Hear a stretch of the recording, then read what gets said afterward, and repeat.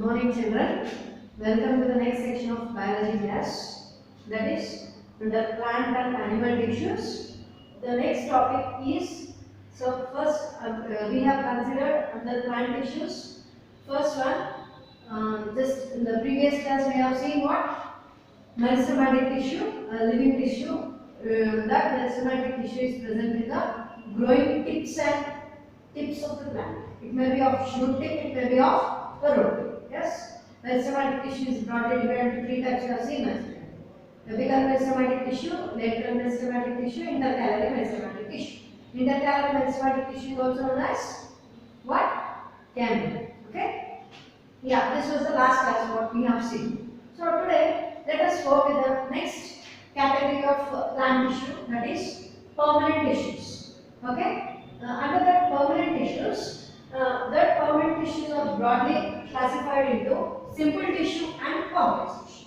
So they have given you classification. Okay, no problem. Once again, let me have a quick recall on this. Simple tissue is again classified into parenchyma, collenchyma, and sclerenchyma.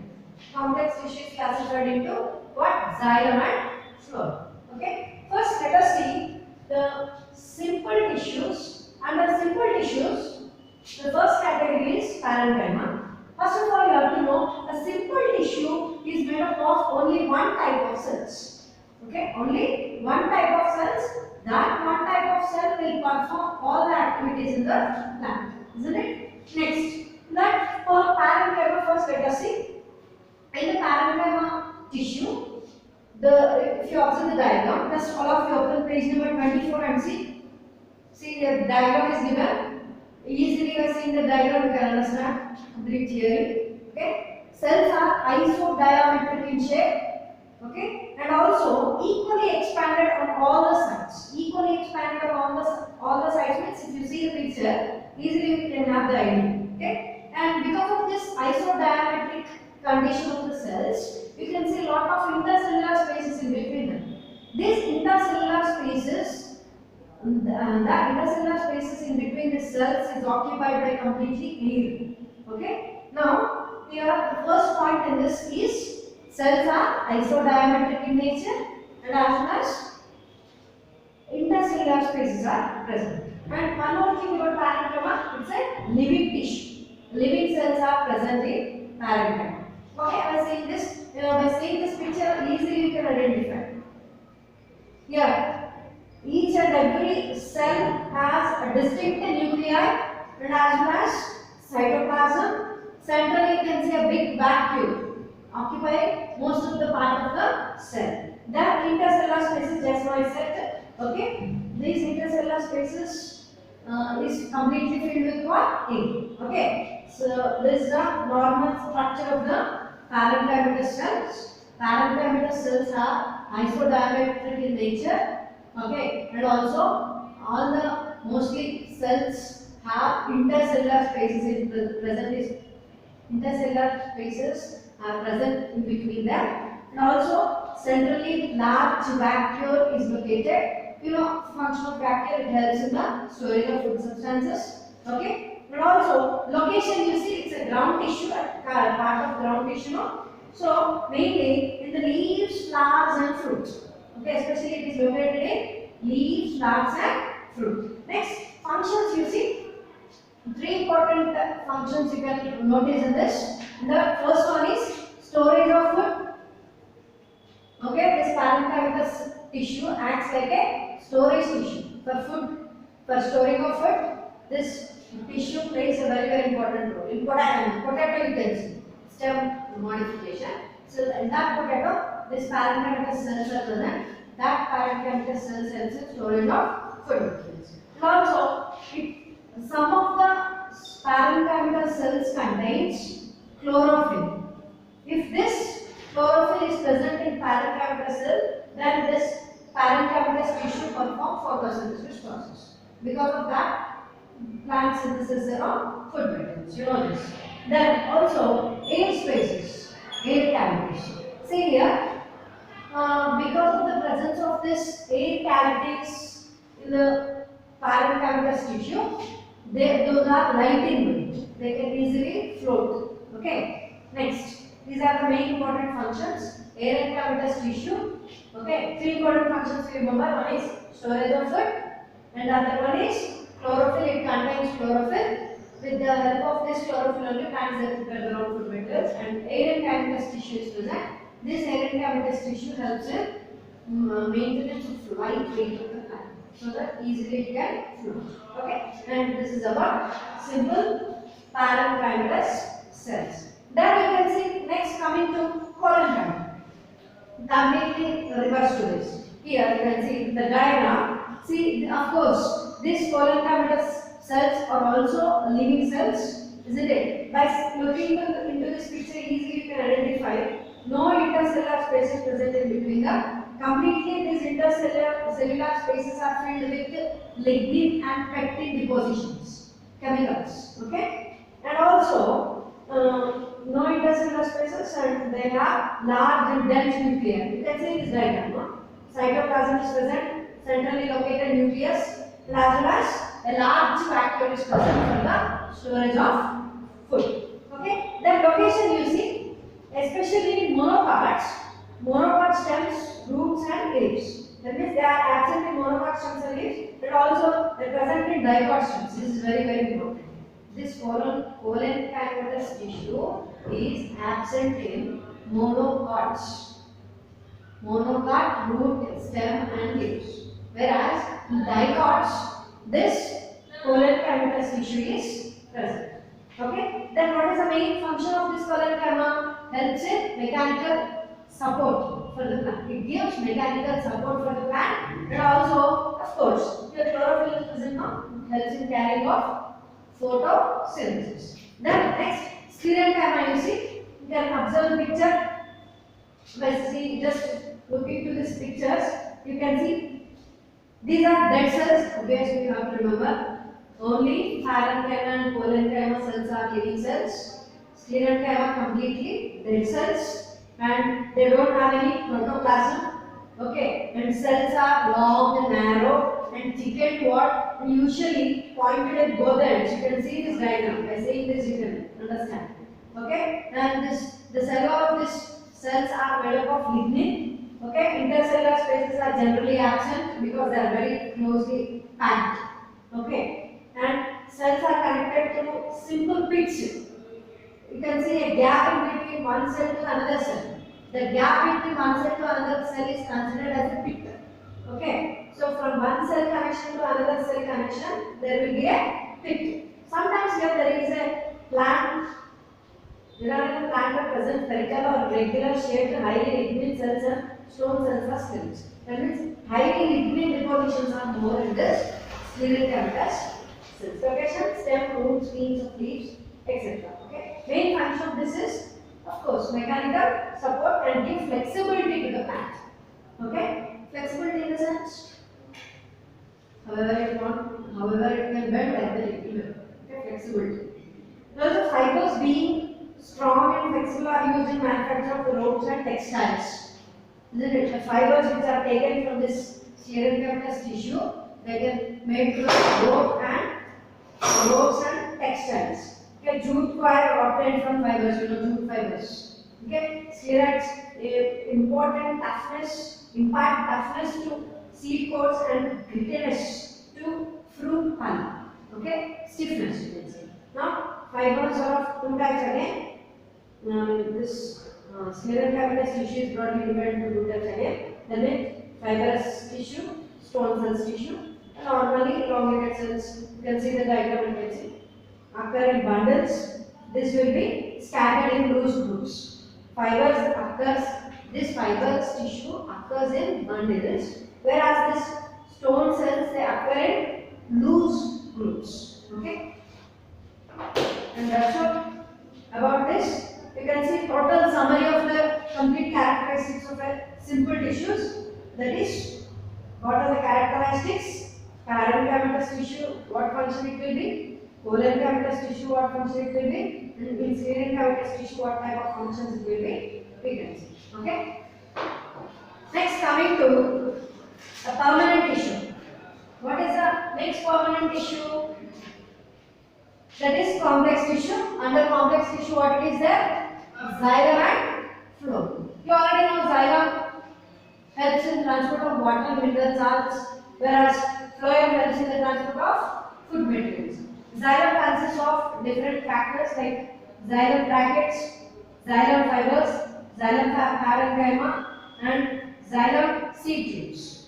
Okay. And also this phloem consists of phloem parenchyma, phloem seed tubes. Okay. Isn't it? And phloem fibers are also present. There are three different major categories we can notice under xylem and phloem sections. Okay. Together xylem and phloem are called as what? Vascular bundles. Togetherly, xylem and phloem are considered as vascular bundle. Okay. Both xylem and phloem togetherly can also be called as conducting tissue. Here what they are conducting? Here xylem is conducting water and mineral salts, whereas phloem what is conducting? What it will conduct? I mean, how phloem helps in the transport of food materials. It is very important. Yesterday we have seen an experiment about this also. Okay? Phloem helps in the what? Storage of, transport of food materials. Okay? Then protective tissue in plants. Very important. Protective tissue. What is a protective tissue? How plants can be protected? For example, if you consider in human beings, your body is completely protected by a thick covering called as skin. Skin is a protective layer, and it is also called as what? First line of defense. That means if any harmful bacteria or if any harmful microorganisms is trying to enter into the body means, first of all, it has to face the first line of defense, that is skin. In the same way, the plants also, there are two important protective tissues present in the plant, that is epidermis and cortexs. What do you mean by epidermis? Epidermis is the outermost layer of the plant, or you can say leaf. If you consider a leaf, take or not, you need not take totally plant. Take one example as a leaf. If you cut the plant section of the leaf and if you place it under the microscope, you can see different parts in the leaf. Okay, in that the first one is the upper part will be first layered part will be epidermis. Upon that epidermis, cuticle is present. Okay, below that cuticle, epidermis acts like a protective layer which obstructs the entry of harmful microorganisms into the plant body. If now we are talking about leaf body, let us say leaf body, it will obstruct. Obstruct in the sense it will not allow any harmful microorganisms to enter into the leaf. Okay? Yes. Epidermis, generally you see, the structure of the epidermis will be like this. It consists of the stromata. You know the role of stromata, and it's in opening and closing of. With this opening and closing of stromata, what happens? Exchange of gases takes place, and also one more thing. What phenomenon occurs with the opening and closing of stromata? With the opening and closing of stromata, transpiration takes place. And water content present in the plant body gets evaporated through stromata. That is called stomata transpiration. Isn't it? Yes.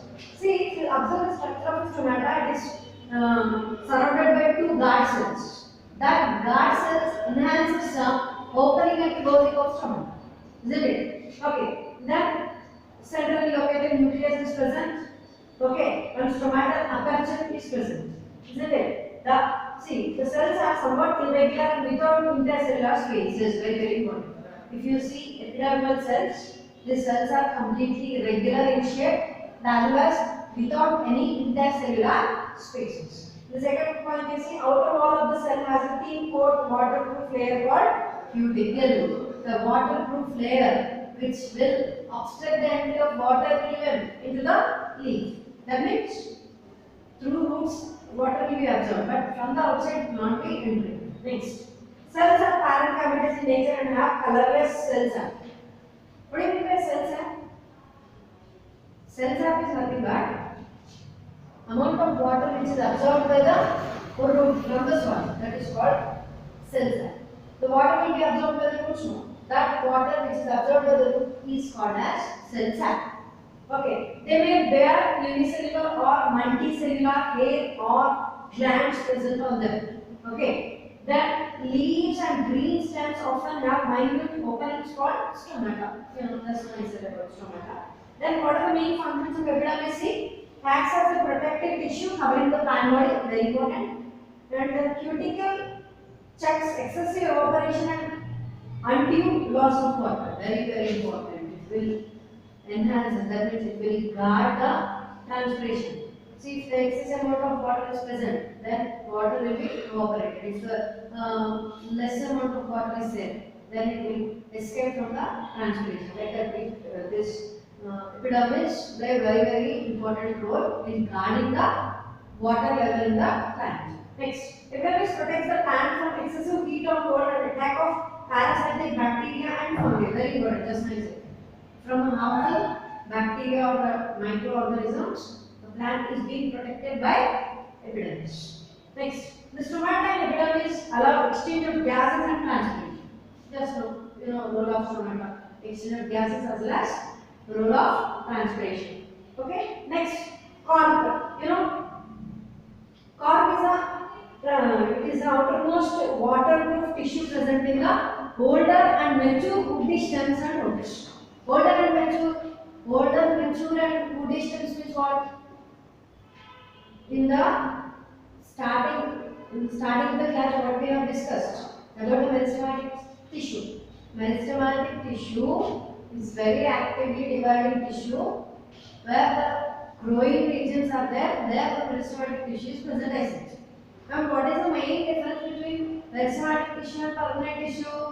In the meristematic tissue, actively dividing cells are present, whereas in permanent tissue, the rate of dividing capacity will be decreasing in the permanent tissue. Okay, whereas in meristematic tissue, activity of the growing region will be more, but this in permanent tissue, that activity will be lower. So that is the main difference between the simple tissue and that is the main difference between meristematic tissue and permanent tissue. Okay, meristematic tissue are highly actively dividing cells, whereas permanent tissue they lose their capacity to divide. Okay, permanent tissue cells have, that means they lose their capacity to divide. So these cork cells are present in old, mature roots and stems. Okay, old mature roots and stems means what that means? In this old roots and stems, they lose their capacity to divide. Okay. Next thing. Especially cork is the outermost waterproof tissue present in the old and mature woody stems and roots. Although some amount of cork is present in many woody plants, the commercial cork is obtained from the cork oak tree. This tree is of considerable thickness and can be taken in the form of sheets from its stem. You know oak tree?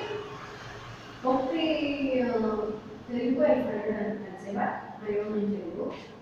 Normally, oak tree, the cork of the oak tree, from that you can take fibers.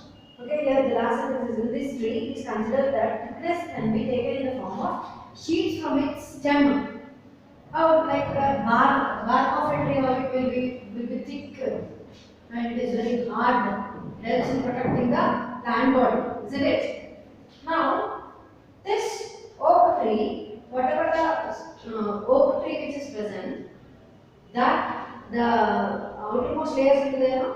That outermost layers will helpful for the plant, for the protection and and also for the invade of harmful microorganisms. It will not allow all the materials to enter in. It allows only certain materials to pass through. Here it is the structure and also various functions you see, and next animal tissues you see, the epithelial and muscular. Next animal tissues topic is different again. Here tomorrow what you people have to do is try to find out the difference between cork and a bark. Just now we discussed about bark and also cork. Tomorrow you people write down differences between cork and a bark. Okay, and also today we have seen about what we have seen today: parenchyma, collenchyma, and sclerenchyma. You have to check out each and every terminologies. Okay, and also each and every definition you have to read. Okay, and diagrams also you have to practice. Okay, and that's all for today's class. Xylem tissue, phloem tissue, simple tissues, complex tissues, all those tissues you have to learn. Okay, with this we have completed our plant tissues. Okay, till now what we discussed is about only plant tissues. Still we did not come to the animal tissues. Okay, simple tissue, complex tissue, these three categories, complex tissues categories, and all this tomorrow you have to learn and come. Okay, and make out the important points also. After learning, don't just blindly leave like that. Okay, after learning the important definitions, you have to trace out the important words also. Okay, that's all for today's class. Thank you.